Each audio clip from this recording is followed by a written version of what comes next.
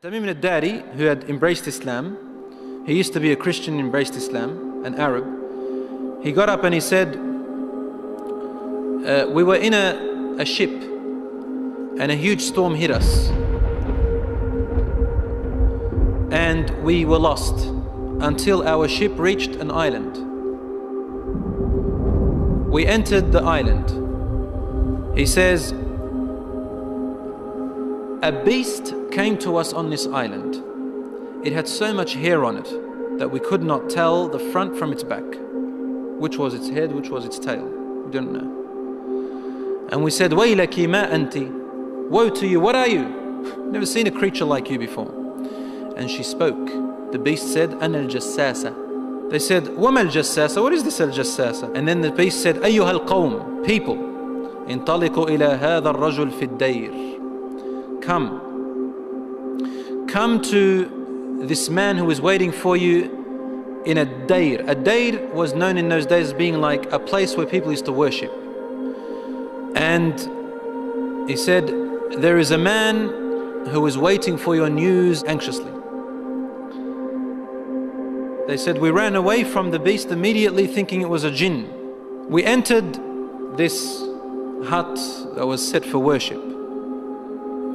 And suddenly we saw in front of us a person, a man who was the biggest in build that we have yet to have seen.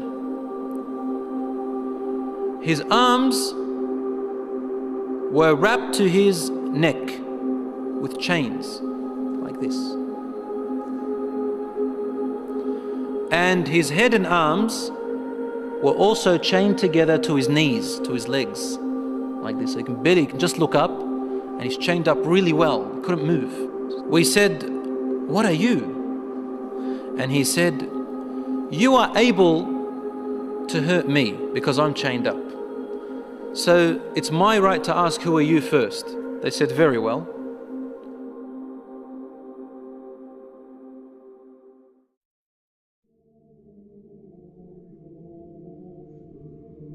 We are people from the Arabs. We set sail in our ship and a storm hit us until we became lost and landed on this island. We came to this island and we found this beast that came to us that had so much hair on it, and it led us to you. They said, we got afraid of this man and we didn't feel safe around him. However, the man said to us, tell me about the palm trees of Baysan. Baysan is a city in Jordan. He wanted to know whether there were palm trees planted in there or not. We said, what do you exactly want to know about Baysan in Jordan? He said, I ask you, are there more palm trees and have they be filled with dates or not yet? They said, yes, it is full of palm trees and full of dates. More than many other places in what we know. He said, soon its palm trees and dates will become scarce. Will no longer give fruits. Today, really, in Jordan, dates are scarce now. It used to be in history, abundance. Now listen. He said, now explain to me about Buhayra Tabariyya. You know what Tabariyya is? Which ocean, which sea that is?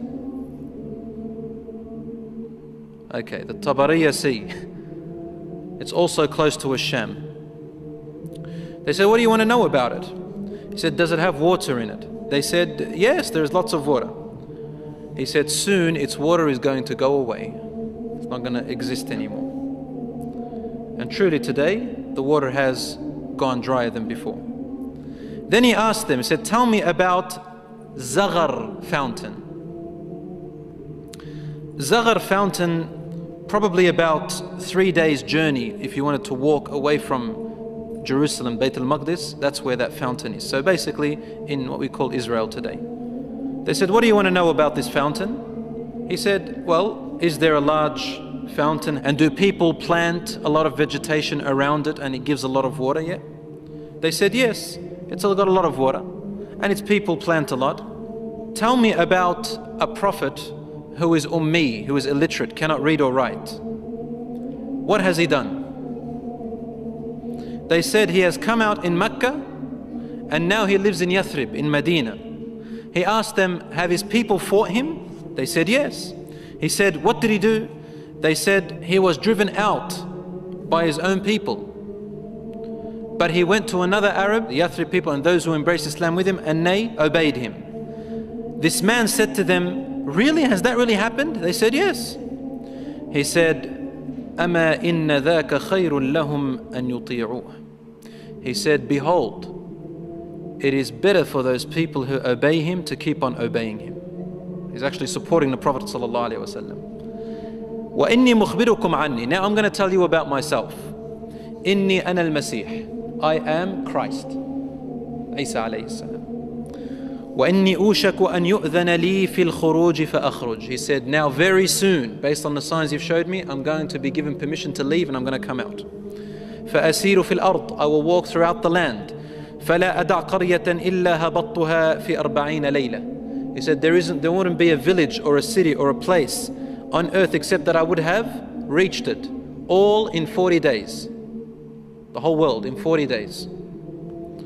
غَيْرَ مَكَّةَ وَطِيبَةَ. All except two places, Mecca and Tiba, Medina. فَهُمَا مُحَرَّمَتَانِ عَلَيَّ كِلْتَاهُمَا. He said, they are both forbidden for me to enter. Now when we say he enters, it means he conquers, takes over. He owns it. كُلَّمَا أَرَدْتُ أَنْ أَدْخُلَ وَاحِدٍ. He goes, every time I wanted to come into one of them, an angel will stand guard holding a sword, and he will prevent me from entering Mecca and Medina.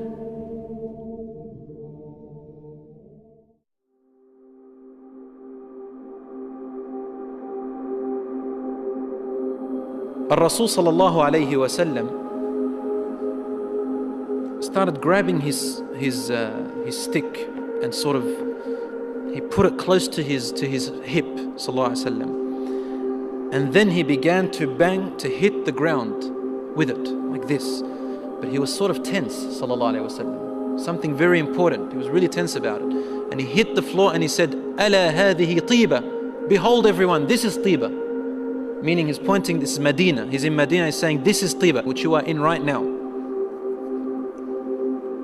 He said, didn't I tell you that this man will come out and not be able to enter this land? They said, yes, Ya Rasulullah, because he had told them a lot about it before. He said, the hadith of Tamim al-Dari, wallahi, amazed me as he told me about him. Because it's the same as what I used to tell you about Mecca and Medina. Behold, Dajjal is somewhere in near the oceans, in one of on an island somewhere towards the east of Medina. Somewhere there, he said, in one of those oceans. Min qibal al-mashriq ma hu. Towards the east, somewhere. So even the Prophet ﷺ doesn't know exactly where he is, but in that direction. So it's close to the Middle East at the moment. So Allahu A'lam, Dajjal will first arise in Asham, in the Middle East area.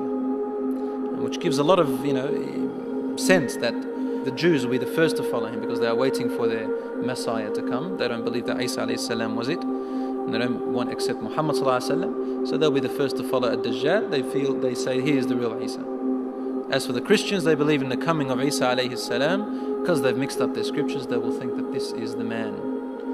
And because he will say, I am Isa, they will ask for him, alayhi salam, they will ask for miracles, and he will do these miracles. Some of them won't be convinced. See, afterwards he'll say that I am God. Ana ilahukum.